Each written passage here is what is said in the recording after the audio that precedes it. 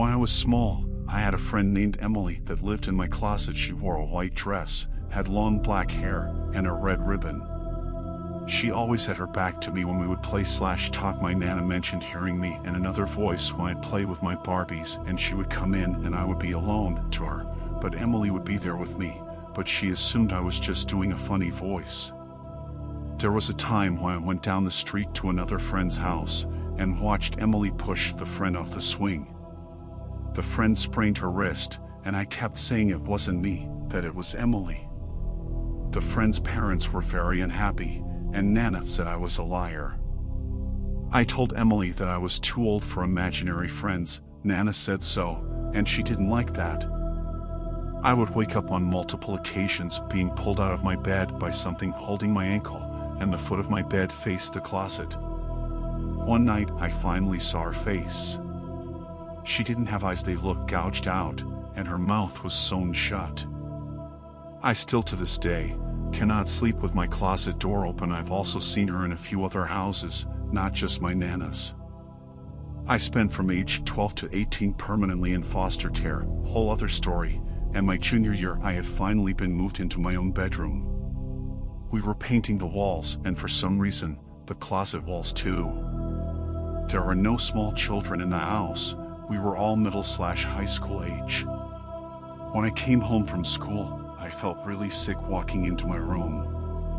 On the mirror it looked like someone had blown their breath on it and wrote "I can't eat," and there were child-sized handprints inside my closet that were physically impossible compared to everyone else in the house. My foster mom also felt that something was wrong when she walked into my room, and being a devout Christian, she punished me by calling me a Satanist and took away all non-Christian music and any clothes I owned that were black.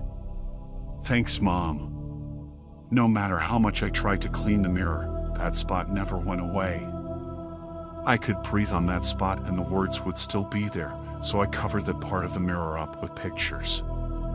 Over the rest of the time there, I would wake up occasionally with scratches all over me. She assumed I was doing it to myself, which always made me feel worse. Shortly before I graduated, her biological son, a sophomore at the time, was woken up to a girl in a white dress, with long black hair, and a red ribbon standing next to his bed. I'd never told anyone in the house what Emily looked like.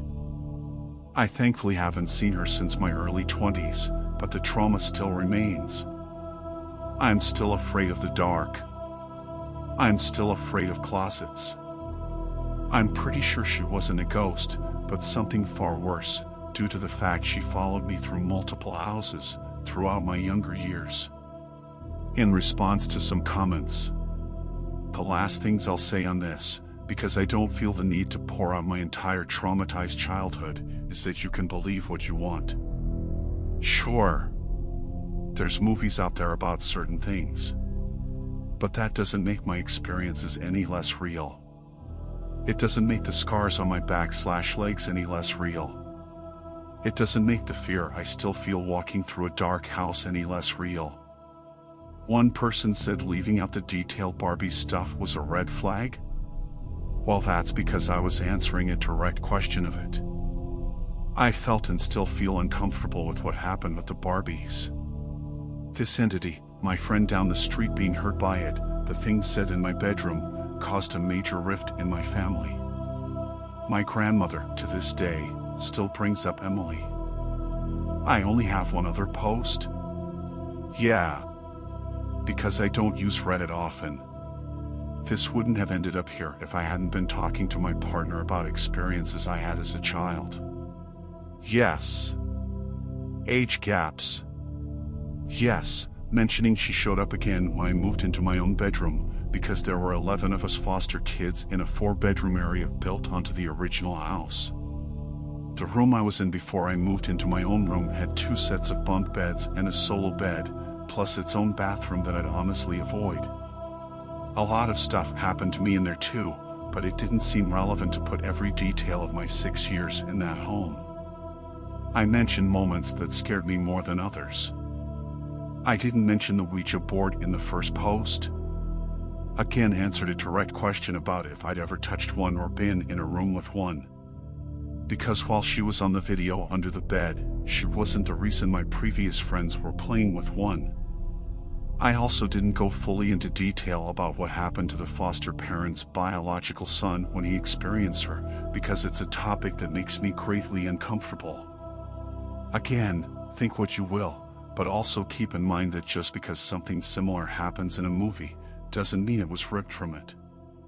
It was a real, traumatizing, and terrifying part of my childhood.